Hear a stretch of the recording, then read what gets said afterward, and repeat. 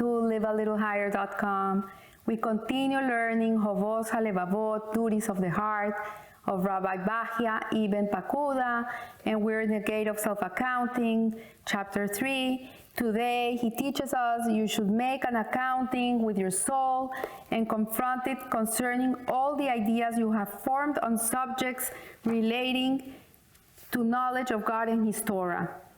The teachings of the early ones, the profound sayings of the sages, and the meanings of the prayers. Ideas that you assimilated in your youth when you first began to mature and to learn. For the comprehension of subtle subjects by one whose intellect has not yet matured does not compare to the comprehension of one whose intellect has matured. So what he's saying is, like, we have to always make an accounting of the things that we learn, of subjects of knowledge of God, that whatever you learned in school when you were 5 years old, then you were 10 years old, then you were 12 years old, whatever you learned, your intellect wasn't as mature as you have it today. So you can never stop learning, because whatever you learned at 5, today you can learn it in a much different, more profound way. And the more a person grows intellectually, the clearer becomes his grasp of these subjects.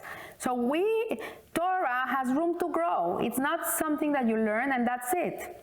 It's not like a secular subject that you learn, like history or geography, that it's set and that's it. Torah is something that is infinite.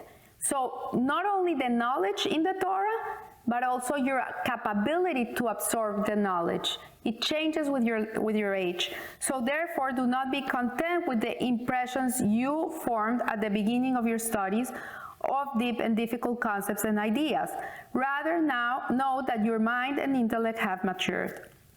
So it's very different when a boy is gonna do bar mitzvah and he has to go to these Torah classes and learn his parasha by force, than when he's 20-something years old and he by choice decides to go to a yeshiva and sit and learn, or later in life. The older you get, the more you appreciate. So train yourself to interpret and elucidate them and to reflect on their terms and language, on the different interpretations they bear, on what should be taken literally and what should not be taken literally, on the outer and the inner meaning, on what can be grasped by the human intellect and what cannot. And do the same with the prayers and praises that you recite. Also, when you pray, you can grow into prayers. Sometimes you don't understand what you're saying. Maybe you can get a siddur that has a translation and you can start reading the translation and you can understand what you're saying. So that when you recite them before God, you will understand the words you are uttering and what it is that your heart is asking for. Do not continue to act as you did in your youth, uttering whatever words occur to you. And it's funny because this week we were walking with my husband and we met a friend.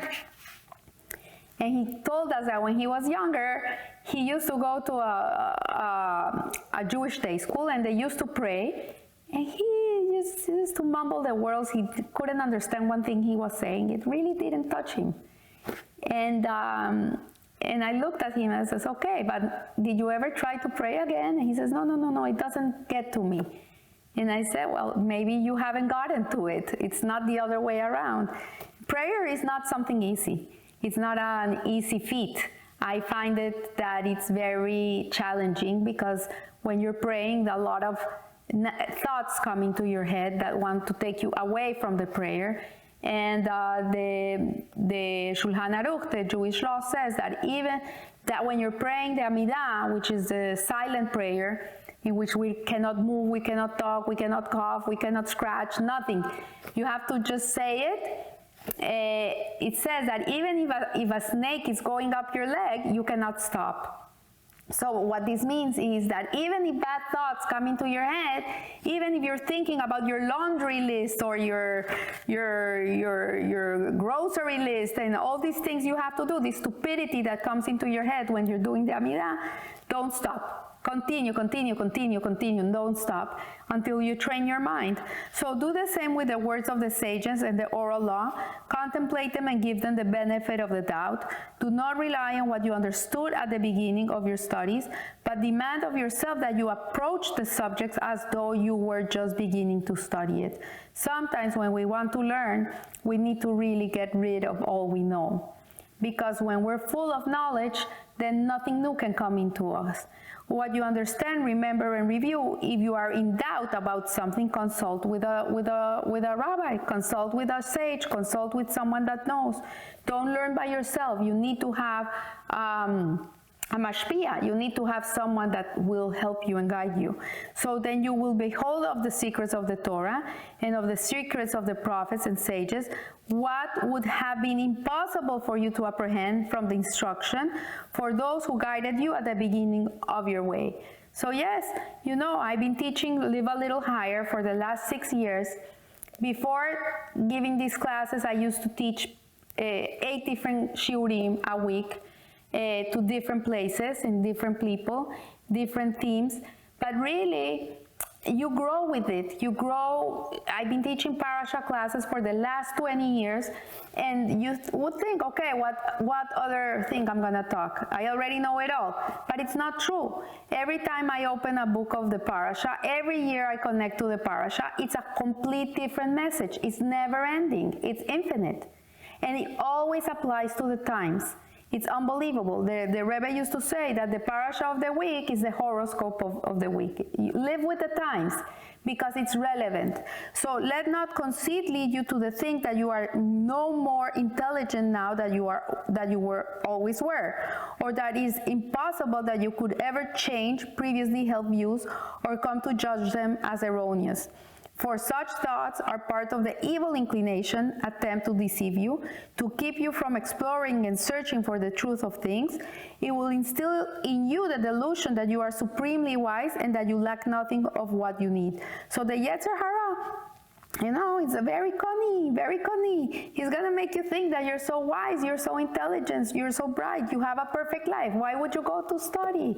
Why would you wanna get into this and ruin your life, your perfect life? You're happy as you are. What are you looking for? Don't look for things that you haven't lost. And this is the Yetzer Hara. So the wise one said, in his own eyes, a lazy man is wiser than 7 who answer with sound advice.